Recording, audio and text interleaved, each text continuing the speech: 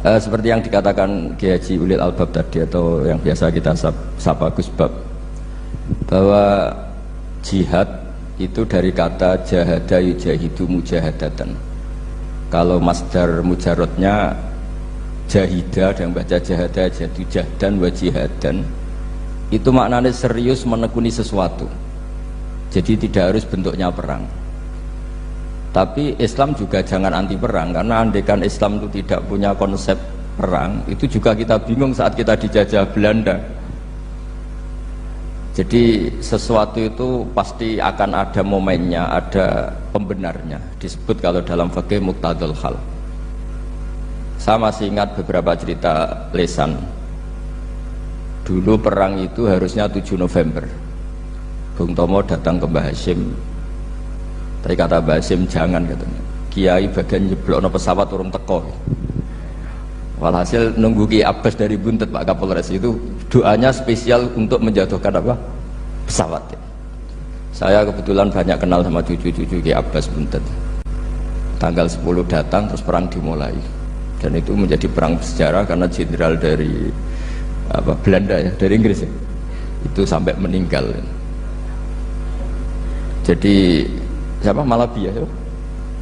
Jadi intinya Anda jangan berpikir bahwa negara ini didirikan hanya oleh umarok. Bahkan sebelum ada negara, yang sudah ada itu ulama. Dulu para wali songo sampai para kiai era kemerdekaan itu sudah membentuk satu komunitas. Di situ ada ketua pondok, ada bendahara, ada macam-macam. Sehingga kiailah yang bisa menggerakkan publik untuk melawan Belanda. Karena kiai ini juga yang megang otoritas publik. Ketika seorang Mbah Hashim Asy'ari memfatwakan jihad itu fardhu ain, maka semua orang berpikir harus jihad melawan kehadiran Belanda atau penjajah mana saja. Tapi itu satu sisi ya. Di sisi yang lain, bahasa Arab itu ada sisi uniknya. Kalau menamai penjajah itu musta'marin atau al-isti'mar. Isti'mar itu meramaikan dunia. Karena memang bangsa kita dulu itu ya aneh. Tapi nak sampean ngrasani teman-teman ya kualat itu mbah-mbah jenengan. Kita ini dulu memang ya agak aneh. Belanda itu sudah penjajah, tapi sama buyut-buyut kita dipanggil Doro. Bisa kamu bayangkan kiai saat itu untuk mengingatkan masyarakat pentingnya melawan Belanda. Wong manggil Belanda saja Doro tuan. Terus kemudian kita berfatwa melawan Doronya. Jadi benahi ilmunya saja wis sak penggawean kira-kira gitu. Jadi ngelola orang bodoh itu ya kangelan. Enggak dikelola itu bangsa kita, dikelola itu ya rodok goblok banget. Wong ngundang penjajah kenapa? Doro. Jadi itu PR besar. Tapi kiai itu punya seni untuk memberi penjelasan. Makanya diantara kelebihan ulama itu pasti warasatul anbiya itu di fatonah ada unsur kecerdasan. Cerdas itu seni mengelola pikiran manusia, itu namanya cerdas. Makanya saya berkali-kali kalau ngaji, harusnya orang itu semuanya itu pengagum ilmu, jangan pengagum fakta, ini pengagum ilmu. Ya saya berkali-kali mencontohkan, kalau Anda suami yang miskin, nggak punya uang, terus pulang dimarahin istri karena nggak punya uang atau kerja tidak sukses, harusnya kamu bangga. Anda juga kan yang berteori kalau suami nggak becus itu pasti dimarahin gitu. Nah ketika menjadi fakta harusnya Anda syukur bahwa ilmu Anda itu benar gitu. Jadi pas istri marah, wah alhamdulillah ternyata teori saya ini benar gitu. Ini lucu kan, teori Anda mengatakan demikian, tapi pas menjadi fakta Anda tidak siap. Nah, begitu juga menyangkut penjajah. Belanda itu sudah maju, Eropa sudah maju, Indonesia negara yang terbelakang. Di mana-mana terbelakang itu menjadi objek penjajahan. Di mana-mana yang terpelajar itu posisi menjajah. Sehingga ulama berpikir bahwa awal dari kemerdekaan adalah mengertikan yang tidak ngerti. Karena teori penjajahan pasti gitu, yang tahu menjajah yang tidak tahu, yang sudah modern menjajah yang belum modern dan seterusnya. Makanya awwalu hadzal din itu al ilmu. Makanya nomor satu itu ilmu, pengetahuan.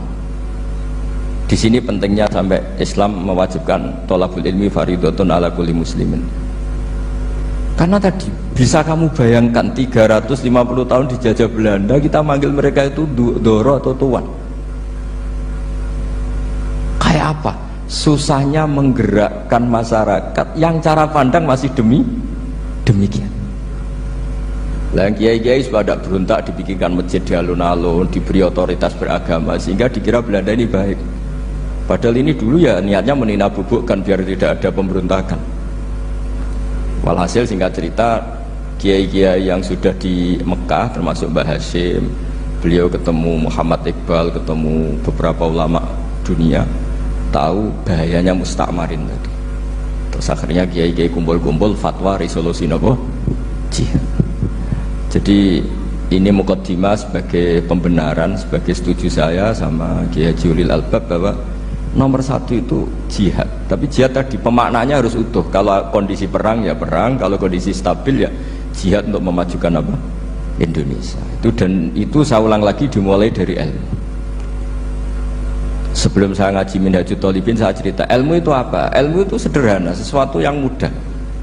Karena ilmu itu fitratallahi allati fataran nasa alaiha. Misalnya begini, saya orang miskin, nggak punya apa-apa, sudah nggak punya apa-apa, nggak punya jabatan, terus keluarga yang nggak pati loyal, mungkin istri ada ngidolakan kita, bahkan anak kita sendiri juga nggak ngidolakan kita. Itu kan sial-sialnya orang, anak kita aja nggak pernah ngidolakan kita. Tapi untuk bahagia itu sebenarnya sederhana. Sederhananya begini, orang pinter itu ingin mempertahankan kehidupannya, terus pinter sampai berobat habis banyak ke Belanda, ke Jepang supaya mempertahankan nyawanya. Nah, si miskin ini kalau dia setiap makan, ya Allah, saya dengan makan ini mempertahankan nyawa saya. Sehingga makan itu satu kajian ilmiah bahwa ini luar biasa. Bahwa orang punya Alphard, punya uang 1 miliar, itu tidak mempertahankan sesuatu yang pokok, yaitu nyawa. Orang tidak punya Alphard itu hidup, nggak punya uang 1 miliar hidup. Tapi kalau nggak punya nasi 1 piring, nggak punya air 1 gelas bisa mati. Artinya apa? Orang miskin itu yusyarikul aghniya, sama dengan orang-orang kaya dalam hal kepemilikan hal-hal yang pokok. Tapi kadang-kadang orang miskin itu ya nyon sewu agak belagu, sudah miskin ingin punya Alphard, sudah miskin ingin punya uang, ya dia tersiksa. Harusnya cara berpikir nggak punya Alphard tuh masih hidup, nggak punya uang 1 miliar masih hidup. Yang punya Alphard hidupnya juga pakai nasi 1 piring, yang punya uang 1 miliar juga pakai nasi. Ya kalau itu kan sama, saya punya. Kalau gitu kan bisa miskin rasa kaya. Itu memang harus dilatih. Nah, kalau orang kaya kan rumahnya banyak di mana-mana. Memangnya kalau rumahnya banyak di mana-mana terus tidur di sini 1 jam, di rumah itu 1 jam, malah nggak bisa tidur kan? Tetap aja yang dipakai 1 kamar. Itu gunanya apa punya rumah banyak? Setidaknya zaman miskin itu dia berpikir gunanya apa punya rumah banyak yang dipakai ya hanya 1.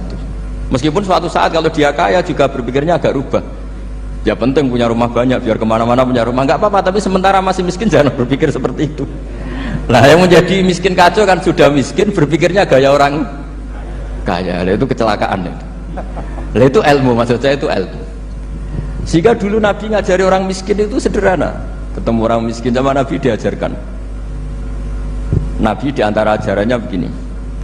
Ada seseorang man asbaha, orang yang setiap harinya mu'afan fi jasadi, dia sehat, aminan fi sirbi, negara dalam keadaan aman, tidak dalam ancaman, indahu qutu yaumi, dia hari itu punya makan, faka'an nama khizat lahu dunya bihadafiriha, berarti dia sudah punya dunia dan seisinya. Karena polanya sama. Buat Presiden Amerika itu yang untuk mempertahankan nyawanya ya makan pokok dan minuman pokok, bukan jabatannya sebagai presiden atau punya uang triliunan. Orang paling kaya di Indonesia juga gitu, untuk mempertahankan hidupnya juga dengan makanan pokok. Dan itu orang miskin punya. Nah, kehidupan paling top itu apa? Ya kehidupan yang mempertahankan nyawa itu yang paling top, lainnya itu enggak. Karena mempertahankan nyawa ini super penting dan orang miskin bisa. Nah, saya berharap ilmu seperti inilah menjadikan dulu itu kuat ketika melawan Belanda. Kenapa kuat? Karena mereka gampang syukur. Barokahnya gampang syukur itu selesai dengan dirinya sendiri. Kalau bahasa intelektualnya itu, orang kalau sudah selesai dengan dirinya sendiri bisa berpikir memanfaati pada orang lain. Nah, dulu orang-orang miskin ketika era sahabat, termasuk era para ulama yang mendidik para umatnya, itu selesai dengan dirinya sendiri. Nah sekarang banyak orang miskin juga termasuk orang kaya, bahkan belum selesai dengan dirinya. Wah itu angel, ngajak jihad angel karena dengan dirinya saja belum selesai. Maka masyhur itu kan ketika perang Tabuk ada orang datang, kira-kira kalau Indonesia pakai beras 4 kilo, ya Rasulullah yang 2 kilo tak kasihkan keluarga kami supaya bisa makan, yang 2 kilo tak kasihkan jenengan untuk biaya perang. Perang Tabuk itu perang tersulit, disebut perang Dhatil Usra. Sekarang hitung saja, ini coba dihitung, mungkin yang bagian kasir tahu. Kalau 2 kilo kali 3.000, umat Islam pas itu sekitar hampir 3.000 itu sudah 6.000 kilo. 6.000 kilo itu artinya apa? Orang miskin ketika perang membiayai dirinya sendiri, itu satu. Kedua, dengan mental memberi, orang ini tidak tamak. Barokahnya tidak tamak, tidak nyalahkan yang kaya. Efek dari itu apa ketika perang Tabuk? Sumbangan dari Sayyidina Utsman yang jumlahnya besar sekali, yaitu diantara 1.000 dinar. 1 dinar kira-kira 4,25 gram, berarti sekitar 4.000 gram. Itu bisa diberikan alat perang. Sumbangan dari Abu Bakar juga bisa dipakai beli kuda untuk perang. Nah bayangkan kalau kebutuhan orang miskin ini untuk makan itu nggak mau urun. Wah saya miskin, nggak perlu urun, saya miskin dipakai alasan terus. Maka jumlah 3.000 ini akan mengurangi anggaran untuk belanja peralatan perang, karena untuk konsumsi orang miskin. Udah gitu kadang mangane tanduk, itu kan repot. Wes miskin mangane tanduk, nak antri mo kan ribet. Artinya apa? Perang ini tidak fokus karena ngurusi konsumsi untuk orang-orang miskin. Nah, dulu zaman Nabi orang miskin pun semuanya heroik. Mereka dibantu gak mau, inginnya bantu. Sampai dicibir sama orang munafik. Apa gunanya sedekah 2 kilo? Wong perang ini perang besar antar negara. Pas itu mau perang melawan Romawi. Sampai orang munafik bilang alladzina almizunal muttawwi'ina minal mu'minina fis sadaqati walladzina la yajiduna illa juhdahum faskharuna minhu. Orang-orang munafik digambarkan Allah orang-orang yang mencibir sedekah kecil. Wong untuk perang besar kok sedekahnya hanya 2 kilo. Tapi yang mahal bukan 2 kilonya. Kalau ada 1 juta orang miskin menyumbang negara 20.000, itu artinya apa? Kita punya rakyat yang inginnya hubungannya dengan negara memberi. Tapi coba kalau kita 2 juta rakyat yang inginnya dari negara mendapat, pegawainya demo ya. Nah ini ajarannya Nabi yang luar biasa. Dulu Nabi itu bisa mendidik orang miskin pun bermental memberi. Nah barokahnya bermental mandiri ini mereka selesai dengan dirinya sendiri. Coba kalau mereka tidak bawa makanan sendiri ketika perang, mungkin kuda yang untuk perang, terus mereka berpikir, bu ini saja disembelih supaya kita bisa makan. Ribet kan? Ngapain beli senjata yang mutakhir, makan saja nggak bisa.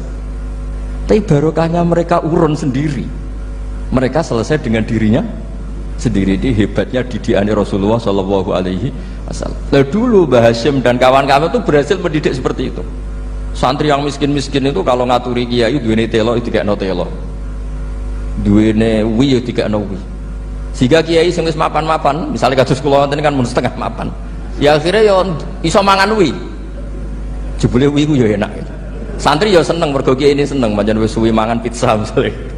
Nah, tapi nak sing melarat terus aku melarat kiai tak kei wi mosok doyan. Wis melarat medhit di alasan kan ribet kan. Ini yang perlu dihilangkan, medhit kok berargumentasi. Tapi yang mahal itu bukan winya, mental memberi. Orang itu kalau mentalnya memberi itu berarti selesai dengan dirinya. Tapi kalau tidak bermental memberi pasti tamak. Dan tamak itu mesti menghakimi orang lain. Maka dalam kitab Hikam diterangkan penyakit terberat itu tamak. Kenapa? Karena orang pikir itu tidak ada kata-kata kitab Hikam, bukan kata saya. Yang ada itu tamak. Misalnya gini, saya kenal PLT Bupati Kudus, tidak pernah saya bilang beliau kikir, tapi sekali saya pernah ngajukan proposal tidak kesampaian. Wah, beliau medit. Jadi saya menvonis medit itu sebetulnya ya karena punya keinginan tidak kesampaian. Coba kalau ndak, gue medit orang serap penting. Misalnya anak-anak muda sama orang-orang cantik di Jakarta, pernah nggak kamu bilang itu sombong? Enggak kan? Setelah kamu bilang, Mbak aku ingin kenalan mbak sampeyan, terus dia agak mau, baru kamu bilang sombong karena keinginan kamu enggak. Nah bayangkan kalau orang bermental tomak kayak apa bangsa ini. Nah sahabat itu dididik oleh Nabi, tomak itu selesai karena keinginan mereka memberi. Sehingga Indonesia bisa merdeka begini itu barokahnya didikan ulama, semuanya ingin memberi. Dulu belum ada negara, tentara-tentara kemerdekaan kalau di kampung-kampung itu ya dibiayai donatur-donatur, termasuk bahasa saya, bu saya dulu. Itu berapa ton aja beras untuk pasukan Hizbullah, pasukan TNI. Di Aceh ada Dawud berih, ada yang baca berueh. Jadi baca aja kayak kira asap ada yang berih, ada berueh, saya juga nggak tahu. Orang Aceh kalau baca berih memang. Nyumbang berapa emas untuk kemerdekaan Indonesia.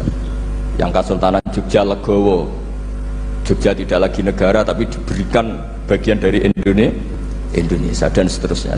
Nah, jadi semua ini barokahnya didikan Rasulullah SAW yang diteruskan para ulamanya bahwa nomor satu didik masyarakat itu bermental memberi. Dengan bermental memberi apapun kecilnya ini selesai dengan dirinya sendiri.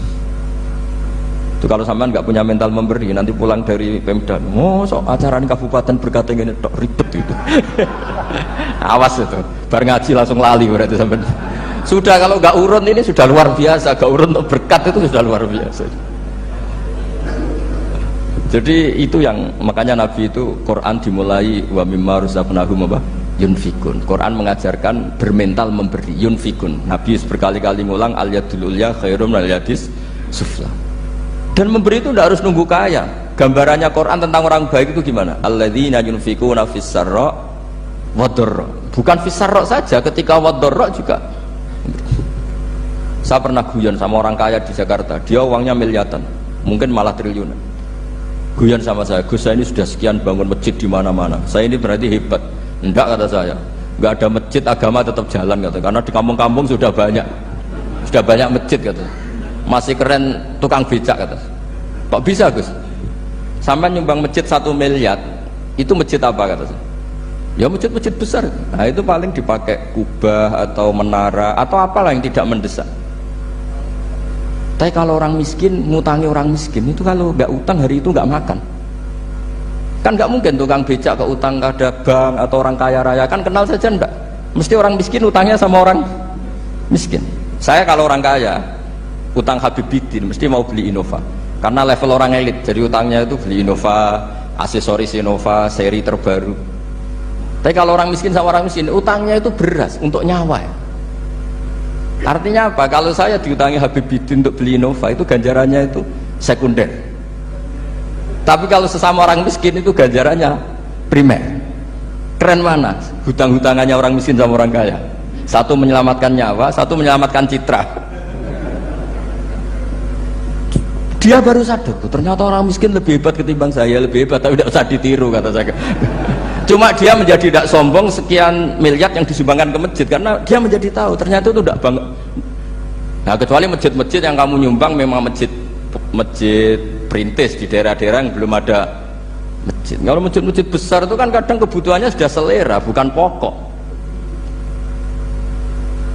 Nah saya ini cerita ya, jadi supaya orang tahu lah. Zaman Nabi itu orang sudah selesai semua dengan dirinya sendiri. Jadi maksud saya Islam nggak apa-apa tanpa masjid itu masjid yang sudah sifatnya selera. Indonesia kan masjid sudah sifatnya selera semua. Yang dikatakan masjid pokok kan yang dipakai sholat bisa, dipakai alat sesuci bisa. Tapi kalau sudah selera ya pondasinya harus begini, lampunya harus dari kristal, terus kubahnya itu sudah selera. Nah rata-rata sumbangan yang miliatan itu kan sudah ke selera. Sementara orang miskin utang-utangan sama orang miskin untuk menyelamatkan apa coba? Nyawa. Artinya para orang miskin jangan kecil hati, wah saya sudah kok hanya 2 kilo, tapi 2 kilo nyawa. Dan itu pahalanya luar.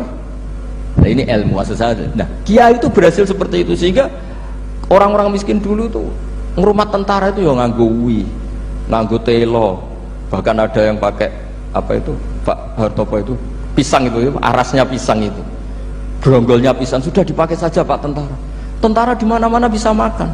Coba kalau yang ngamal yang kaya tok itu tidak cukup. Tapi barokahnya yang miskin juga ikut ngamal itu cukup karena yang miskin itu mayoritas. Jadi didukung kaum miskin itu pasti menang lah kan kira-kira gitu. Karena di mana-mana orang miskin itu banyak. Menemukan orang kaya itu nyari data. Kalau menemukan orang miskin seketemunya pasti ketemu. Dan orang miskin ini dididik ulama untuk berkontribusi. Sehingga banyak tentara yang ketika dicari Belanda pura-pura jadi petani. Ini juga yang menyelamatkan orang miskin. Nah, ulama dulu itu orang paling sukses mensuasanakan seperti itu. Nah, itu yang diceritakan di perang Tabuk, mimpa di maka tayazihu qulubu fariqim minhum. Jadi perang Tabuk itu perang di antara yang paling diceritakan Allah berkali-kali apa? Ya Rasulullah, tadi malam saya buruh dan ini dapat 2 sok, ya kira-kira berapa kilo lah. Yang separuh untuk keluarga kami, yang separuh saya sumbangkan ke jenengan. Lu coba perang antar negara hanya menyumbang 2 kilo beras, bayangkan. Tapi nilainya bukan 2 kilo. Kalau 2 juta rakyat Indonesia nyumbang 2 beras, artinya hubungannya dengan negara hubungan ingin memberi. Dan barokahnya hubungan ingin memberi, ora pati kecangkeman tomak, ora pati kakean menuntut. Ini yang mahal itu yang nggak ternilai itu. Dan itu menjadi kekuatan yang luar biasa sehingga umat Islam bisa mengalahkan pasukan Romawi. Nah, Indonesia dulu kira-kira seperti itu prakemerdekaan. Ya itu saja sebagai mukaddimah Hairi Santris. Terusnya ngaos Minhajul Thalibin. Ini sudah sampai bab salam. Kemarin bab sujud, sekarang bab salam ya. Bismillahirrahmanirrahim. Watsani asyara assalam.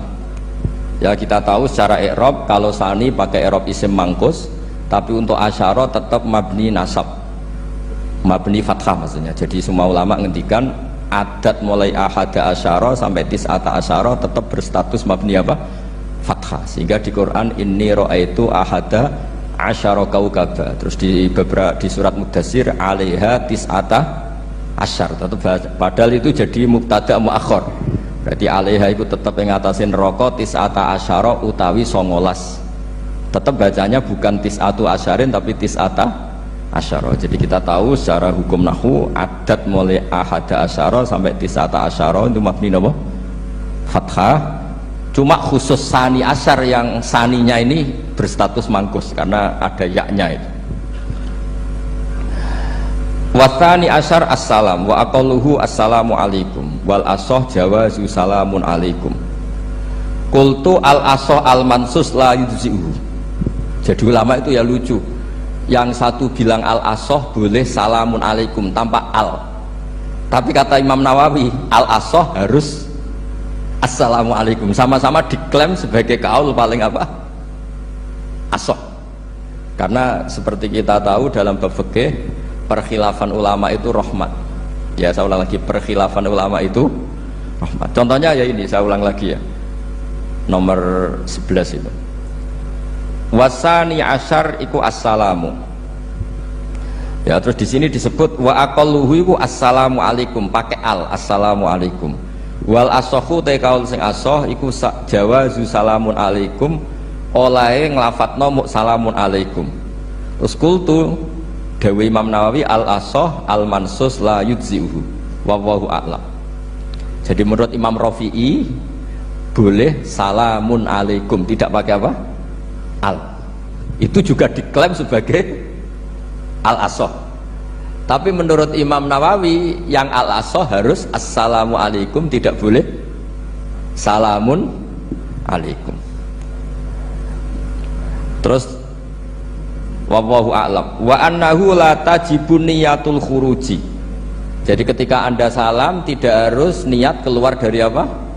Sholat. Dengan kamu salam berarti otomatis keluar dari apa? Sholat.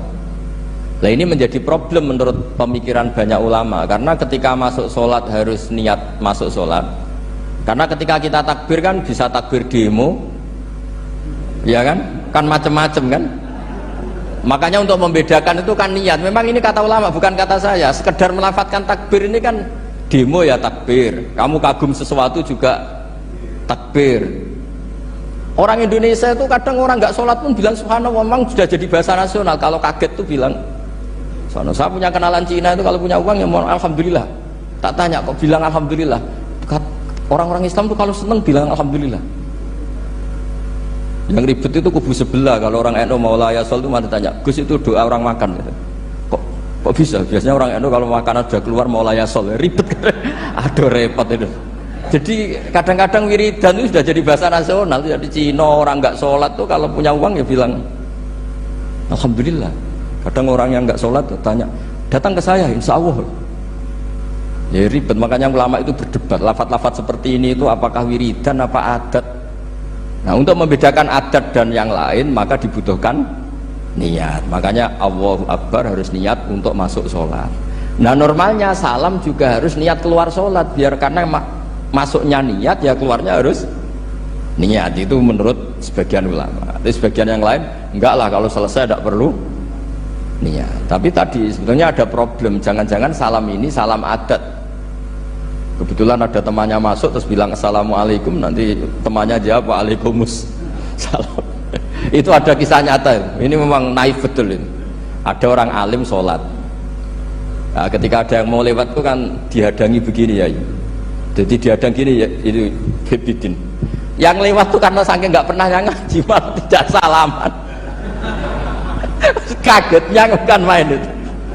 Ada orang sholat, ada orang mau lewat, kan kesunatannya dihadang begini. Sisi ini santai saja malah ngajak salaman. Terus ribet, ngadepi orang tidak tahu itu ribet. Ya tambah bingung kan, diliwati saja bingung, apalagi sekarang diajak salaman. Kan memang nggak sambung, kulturnya itu nggak sambung. Nah, itu kalau bilang assalamualaikum terus pikir kamu waalaikumsalam, ya ribet. Memang ngadepi orang tidak tahu itu ya ribet. Makanya ya agama ini, ngelola agama ini memang. Nah, barokahnya ngaji fikih itu beginilah, saya sering cerita. Misalnya kita hafal fikih, takbir itu wajib, rukun, tapi bentuk ngangkat tangan itu sunnah. Itu barokahnya masya Allah. Andai kan kita menentukan kaifiahnya, mungkin kita sok suci. Itu pernah ada peneliti cerita ke saya, Gus, saya ini orang NU itu pusing. Kenapa? Takbirnya beda-beda. Ada yang terlalu semangat, Allahu Akbar. Apalagi yang was-was, wah itu semangatnya masya Allah. Malah ada yang tanya, itu takbir berkali-kali itu madzhab apa? Jadi orang was-was cobalah bertobatlah, itu jangan sampai jadi madzhab baru. Kalau yang was-was orang bodoh gak masalah, coba kalau dia orang alim alama, nanti muridnya juga niru, oh ternyata takbir yang saya itu 3 kali itu. Oh ternyata takbir yang saya itu 7 kali. Itu kalau dia jadi imam. Kalau dia jadi makmum nyampai ini pinggirnya, sampai pinggirnya takut kan bulan baleni. Ada yang kayak orang nggak punya uang, Allahu Akbar tangannya diangkat separuh saja enggak. Itu kan, tapi itu enggak ngefek di Indonesia karena dari awal kiai-kiainya ngajarin ngangkat tangan itu nah caranya juga agak ditentukan, terserah kamu. Begitu juga posisikan tangan itu juga sunat. Sehingga kalau sampai ke Turki atau kemana-mana itu ada yang kayak orang baris, ya kan, habis takbir ya sudah, ada yang sendakapnya beda-beda. Ada yang nutupi iga yang hilang katanya sampai begini, ada yang santai begini. Oh pokoknya nggak jelas. Sehingga itu kalau di militer ini ada Pak Dandim itu juga bingung, ini nggak protap ini kan. Tapi kalau di fikih itu memang kalau sekali nggak diwajibkan terserah masing-masing. Ada yang kayak orang baris, ada yang sendakep begini katanya apa, nutupi iganya yang hilang, wadah yang sambil rasa-rasa, macam-macam. Tapi barokahnya ilmu fikih itu diputuskan memang dari awal tidak wajib. Yang wajib itu takbirnya. Maka duduk juga begitu, meskipun kita sepakat duduk tahiyat ula namanya iftiros, duduk tahiyat akhir namanya tawarruk, itu harus kita vonis, kita hukumi sunnah. Cara seperti itu sunnah. Wa ayyuku udin qa'ada sohat sholatu, seperti kemarin di Minhajul Thalibin, dengan duduk gaya apa saja sholatnya tetap sah. Sehingga kalau kita di Arab misalnya pas haji, orang Arab itu memang ya agak kacau. Orang Indonesia itu kalau sholat duduk itu kan memang benar-benar sakit sudah agak mau mati, itu benar-benar sholat baru duduk. Orang Arab itu enggak, sholat duduk pakai kursi, soft itu enggak ada orangnya, ada kosong, itu jalan kaki, kursinya di bawah. Wong bawa kursi kuat kok sholat duduk. Kalau orang Jawa kan, saya juga iskal, orangnya kalau bawa kursi kuat pindah-pindah tapi kok sholatnya. Kalau orang Jawa agak kebayang, kalau sholat duduk emang bener-bener sakit. Terus saya pernah ditanya lagi sama orang, Gus, di Mekah itu kok banyak orang bawa HP, terus kalau ditelepon diangkat soli, itu mazhab apa? Mazhab geblek kata saya. Tapi ini kan orang Arab, kan seakan-akan terus mewakili internasional kan, karena pusat banyak tuh. Ditelepon digoleki telepone wong sak akeh golek ini tok wis kangelan ya. Warang ketemu soli patene. Nah, kita kan diajarin di kiai Indonesia kalau itu membatalkan apa? Sholat. Jadi ribet. Sholat imaduddin, sholat dengan haji itu afdal mana? Afdal sholat, harusnya lebih serius belajar sholat ketimbang belajar haji. Tapi setahu saya nggak ada kan KBIS itu, kelompok bimbingan ibadah sholat. Jadi ini kritikan saya, semoga didengar ya. Coba lah. Padahal riyen Raden Asnawi di Karang pesolatan supaya orang itu sholatnya benar ya, sholatnya benar ya. Jadi ngaji fikih seperti ini setidaknya Anda menjadi tidak mudah mengadili orang lain, bahwa sholat itu yang takbir tok yang wajib, misalnya baca ya Fatihah tok, sehingga kalau ada imam lupa baca surat ya gak apa-apa, memang dari tidak wajib. Jadi pemilahan wajib dan tidak ini penting supaya tidak menghakimi pada yang lain. Jangan sampai perilaku kesolehan itu menjadi bentuk yang mengadili, nggak boleh.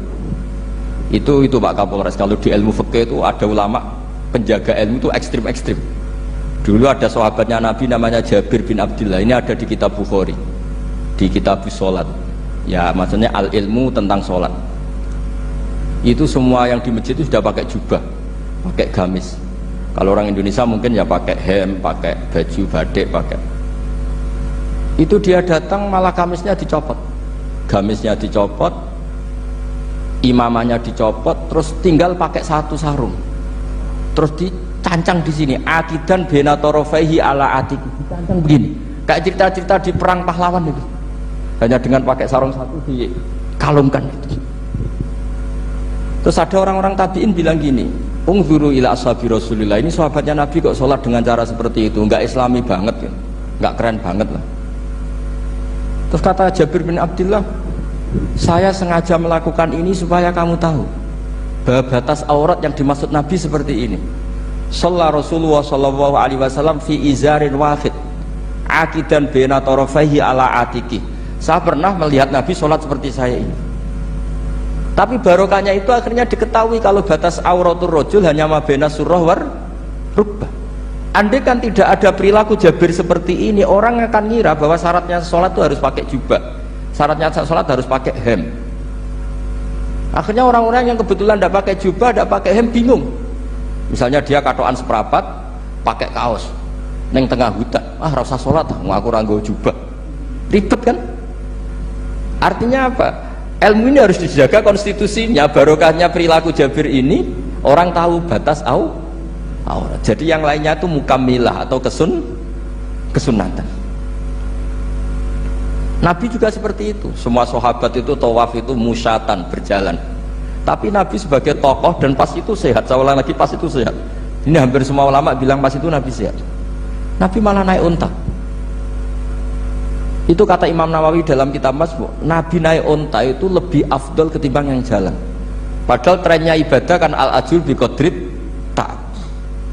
Karena apa kata Imam Nawawi? Itu menjadi konstitusi ilmu bahwa syarat sahnya tawaf tidak harus jalan. Andai kan Nabi saat itu kok ikut jalan, maka dikira di antara syarat sahnya tawaf harus jalan. Maka kita kebingungan ketika pakai kursi roda karena tidak punya rujukan hukum. Tapi barokahnya Nabi pakai berkendara, orang menjadi tahu oh Nabi itu berjalan itu tidak menjadi syarat sah. Berkendara juga boleh. Ya ada juga sahabat yang sengaja omong-omongan, maksudnya tawaf kan kudunya meneng wiridan, tapi ada aja omongan untuk menunjukkan kalau ngomong itu tidak membatalkan tawaf. Sampai seperti itu ulama menjaga konstitusi ilmu. Makanya nyuwun sewu, kayak kita ini yang anaknya tokoh, apalagi ini di sini ada Gus Albab, termasuk ada saya, yang anak-anaknya tokoh itu memang sudah harus mulai biasa lah. Karena dulu kalau soleh kebanget, itu yang ngel-ngel orang. Abu Bakar, saya tak cerita Abu Bakar itu soleh banget. Saking solehnya itu ini nggak akan ada yang niru, saya yakin.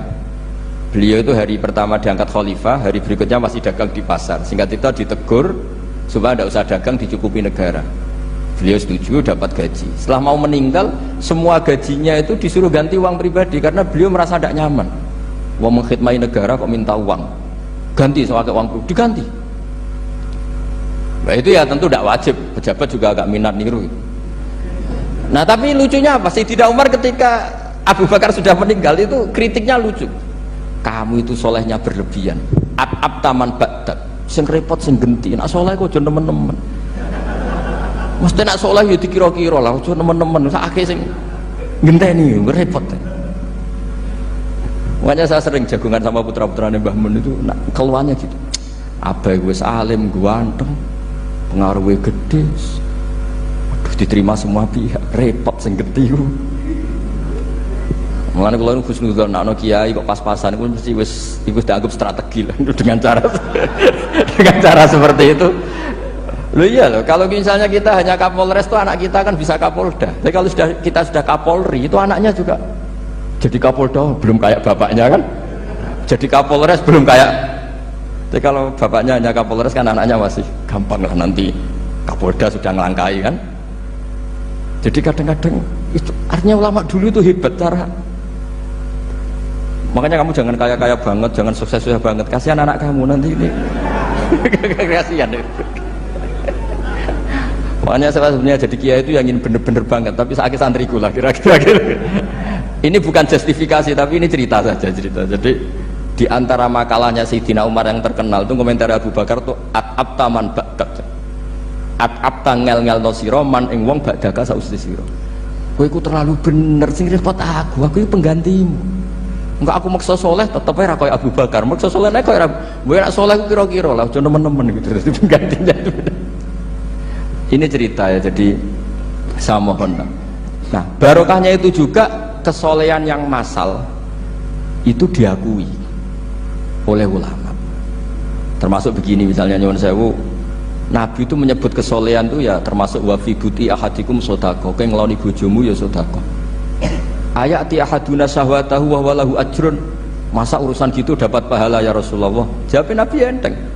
Alai salawadu'aha fi haramin akana alaihi wisrun. Kalau dia begitu selain istrinya kan dosa. Ya berarti kalau sama istrinya ibadah, tidur ya ibadah, kumpul istri ibadah, bercengkrama sama keluarga ibadah. Akhirnya ulama bikin satu hukum yang luar biasa. Di antara hukum yang di kitab usul fikih itu begini, mubah itu udah ada. Ithmamin mubahin illa wa yatahaqqaqu bihi tarku haramimma fa'il zamu minas sukun tarkul qatli wa minas sukut tarkul qadzaf wal ghibah. Sehingga kita ulama misalnya melihat orang kampung sekatokan seperapat neng omah ngomel mbek bojone mbok ngomel mbek anake, ini luar biasa karena tidak di diskotik, tidak di tempat-tempat yang seperti itu. Ana wong neng omah nglamun rokokan delok tikus liwat misalnya. Lumayan delok gambar porno.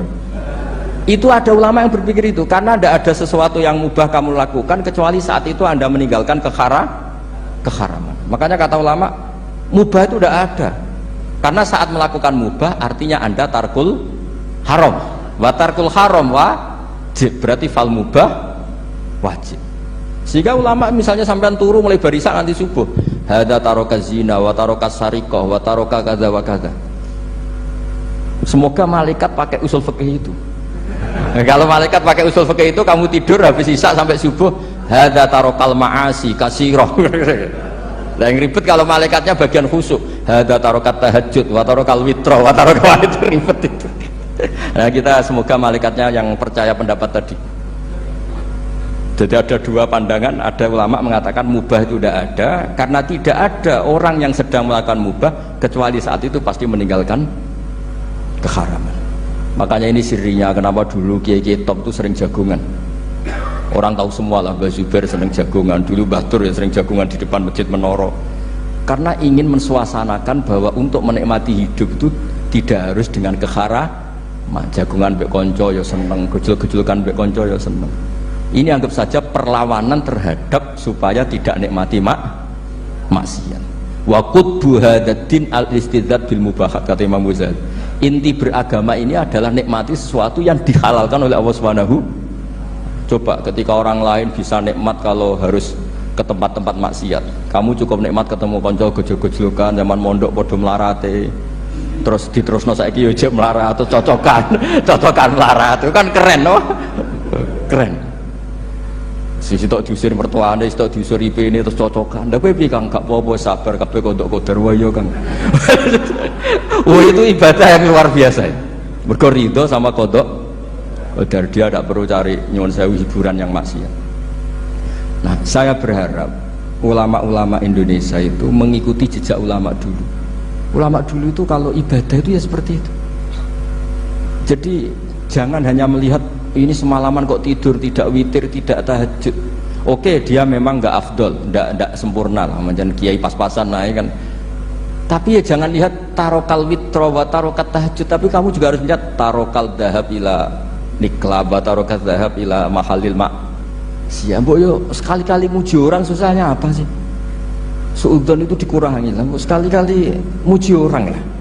Jadi kalau ada orang tidur hada tarokal maasi, alhamdulillah, meskipun ya rada damu sih tarokal maasi wa tarokat toat, ya sudah lah gak apa-apa lah. Tapi nah di sini terus kualitas. Nah dengan cara itu Anda bisa membaca Quran secara fasih. Wa min ayatihi manamukum billaili wan nahar. Lu kenapa sekedar tidur kok dianggap wa min ayatihi? Di mana-mana ayat itu kan hal-hal yang luar. Ini tentang tidur saja kok dianggap ayat. Itu bisa dimaknai keren kalau Anda pakai kaidah usul fikih, yaitu dengan tidur berarti Anda meninggalkan sekian maksiat. Sehingga disebut wa min ayatihi manamukum billaili wan nahar. Nah, saya berharap konstitusi seperti ini jalan terus. Ya saya baca ya sampai salam selesai. Wa akmaluhu assalamualaikum warahmatullahi marroten yaminan wasimalan multafitan fil ula hatta yura khadduhul aiman. Tapi itu hanya akmal ya, jadi ukuran paling sempurna kalau salam itu melengak ke kanan sampai dengan pengandaian ini bisa dilihat dari belakang. Tapi tetap saja itu ukuran apa? Akmal, tidak menjadi syarat sah. Jadi ya sampai melengak gini sampai kira-kira terlihat dari apa? Belakang. Tapi ukuran itu tetap akmal hatta yura khadduhul aiman. Wa fisaniyah saat terusé alisar terus nawian assalam alaman an yaminih wa yasarih minal malaikati. Dia meniatkan salam itu kepada orang-orang di sisi kanannya mulai malaikat dan manusia dan jin. Wayan wil imamu assalama alal muqtadin wahum arrodda alaih wahum yanwauna napa arrodda alaih. Jadi wahum yanwuna arrodda alaih. Jadi imam niat salam untuk makmum niat membalas salamnya apa? Imam. Tapi itu saya ulang lagi hanya akmal. Terus asal isya asar tartibul arkan kama dzakarna. Jadi pentingnya, jadi jangan kira terus ngaji kalau wasunanuhu wa akmaluhu tidak penting. Itu penting sekali. Barokahnya status akmal dan sunnah ini kita tidak mudah menvonis orang lain karena kita tahu ibadah itu hanya berstatus sunnah. Coba kalau nggak ada ketentuan itu, kita akan mudah menyalahkan orang. Salam kok orang melengak belas itu sholatnya sah atau orang? Padahal dari awal melengak itu statusnya hanya sunnah. Kemudian untuk penutup supaya ini clear ya, saya pernah baca di Syarah Bukhari yaitu Fathul Bari. Nabi itu kalau setelah salam itu mukbilan biwajihi alal hadirin. Jadi Nabi langsung menghadap ke timur, andekan Indonesia menghadap langsung ke timur. Tapi uniknya para syurahul Bukhari itu menganggap itu tidak satu sunnah yang tidak jadi satu sunnah yang permanen. Tapi kata para syurahul hadis, siapapun boleh melakukan gerakan yang bisa memaklumatkan kalau sholat itu selesai. Saya ulang lagi ya, jadi Nabi menghadap ke timur kalau di konteks Indonesia itu sebagai bentuk maklumat, ini loh sholat saya sudah. Karena takutnya apa? Orang yang dari jarak 2 kilo 3 kilo ingin makmum sama Nabi, andaikan Nabi tidak menghadap ke timur, tetap posisi seperti sholat menghadap ke kiblat, maka orang dari luar mengira Nabi fi sholatin, ya Nabi masih dalam. Bahayanya apa? Kalau orang ini langsung takbir usolli fardhu zuhri misalnya makmuman, ternyata Nabi sudah sholat, berarti sholatnya nggak sah. Kenapa? Irtibatus sholat atau robtus sholat biman huwa laisa fi sholatin. Dia menggantungkan sholat dengan orang yang sudah tidak, dan itu bahaya sekali. Masa kamu sholat makmum sama orang yang sudah tidak? Nah semenjak itu terus ada aturannya ulama, siapapun yang jadi imam harus memaklumatkan diri dengan cara apa saja supaya menunjukkan kalau sholat itu selesai. Makanya adat kiai-kiai kita tetap menghadap kiblat tapi namanya astagfirullahaladzim. Itu sebetulnya memaklumatkan. Lo nak niat banter nyentak pangeran masuk istighfar gianre gak sopan blas astagfirullahaladzim. Itu sebetulnya itu memang maklumatkan iki lho jong salatku wis bar. Nak kowe ape makmum masbuk sing ijek salat atau cuma makmum aku gitu. Terus ada yang separuh-separuh ya tidak madhep wetan, madhep ngulon, madhep ngalor. Itu ya sedengan itu maksudnya sedengan. Karena memang kata Surahul Bukhari butuh itu apa? Imam punya gerakan yang menunjukkan kalau sholatnya itu selesai supaya nggak dikira fi sholatin kemudian ada yang ya clear ini ya. Jadi tidak perlu diperdebatkan kenapa sih ada yang menghadap timur, ada yang menghadap ke utara, ada yang tetap menghadap ke kib. Itu nggak perlu diperdebatkan, itu semuanya ada ilmunya, yaitu filosofinya apa? Ada gerakan yang menunjukkan kalau dia sholatnya selesai supaya tidak ada yang ikut. Sekali ada yang ikut berarti nanti apa? Rabtus sholati biman laisa fi sholatin, yaitu menggantungkan sholat dia dengan orang yang hakikatnya sudah ada sholat. Ya nyuwun ngapunten sanget. Assalamualaikum warahmatullahi wabarakatuh.